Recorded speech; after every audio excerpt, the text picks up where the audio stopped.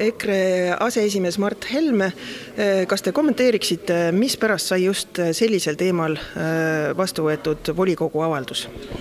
Ja, volikogu avaldus puudutab meil neid väga kriitilisi intsidente, mis on valitsuse poolt siin lansseeritud viimase nädala jooksul seoses Vene niinimetatud varilaevastiku aluste kontrollimisega.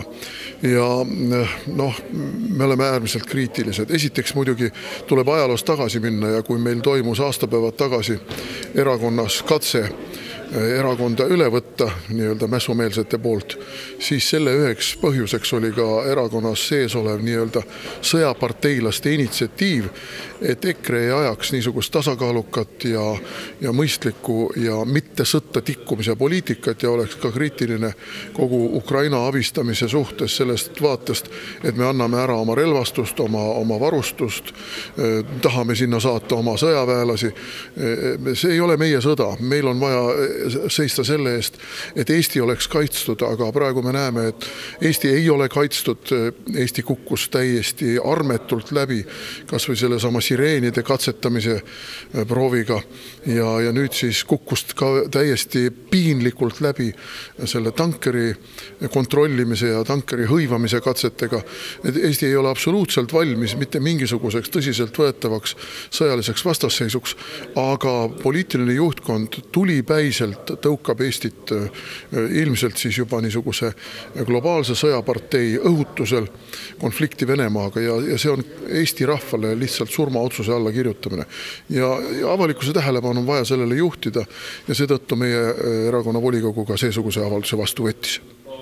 Eks seegi ole ju näita julgeolekuriske, et kui viimase Riigikantselei küsitlusele vastas 51% ainult, et nad tunnevad Eesti ühiskonda kuuluvust, et 2,5 aastat tagasi oli selleks protsendiks 79%, ja nüüd kogus president Kadriorgu kõikide erakondade esimehed ja küsis neilt, et mis on selle põhjuseks, et mis sa arvad, et mis on selleks põhjuseks?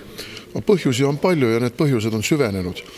Põhiline põhjus on muidugi see, et rahvas tunneb, et võim on neist sedavõrd võõrandunud, et võimule ei lähe rahva arvamus, rahva mured, rahva heaolu absoluutselt korda, et võim on täielikult korrumpeerunud, et riigieelarve on sisuliselt võimule selleks, et seda kantida ümber hiigelprojektidesse, mis on rahvale vastu võetamatud. Kui me vaatame siin tuulikute vastu on 70 või rohkem protsenti inimestest, aga valitsus uhab sinna miljardeid ja surub neid tuuleparke ikka läbi.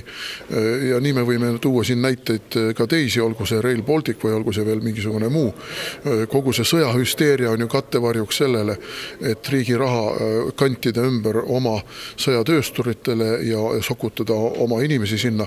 Ja me ei tea, kui paljudel meie rahakantijatel võivad olla arved ka kuskil välispankades selle arvestusega, et kui siin lähebki hapuks küll ma siis jalga lasen ja kuskil Kaimani saartel oma rahad välja võtan ja priskelt elu lõpuni nii-öelda vabas maailmas edasi elan.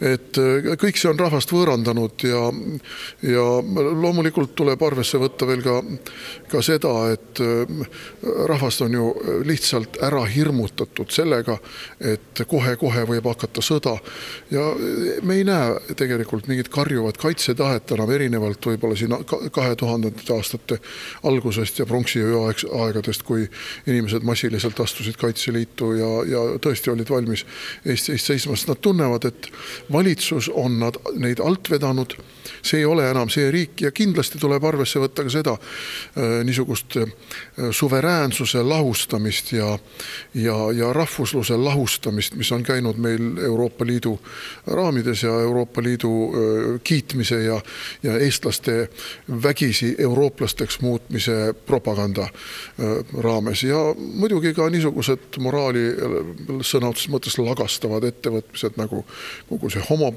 homondus, kogu see transundus ja kõik kokku. See on selline kumuleeruv protsess, mis ei ole veel lõpule jõudnud. Ja eestlastel on ju muidugi ka see väljapääs, et kunagi oli küsimus, miks on Eestis elu parem kui Lätis, sest Soome on ligemal.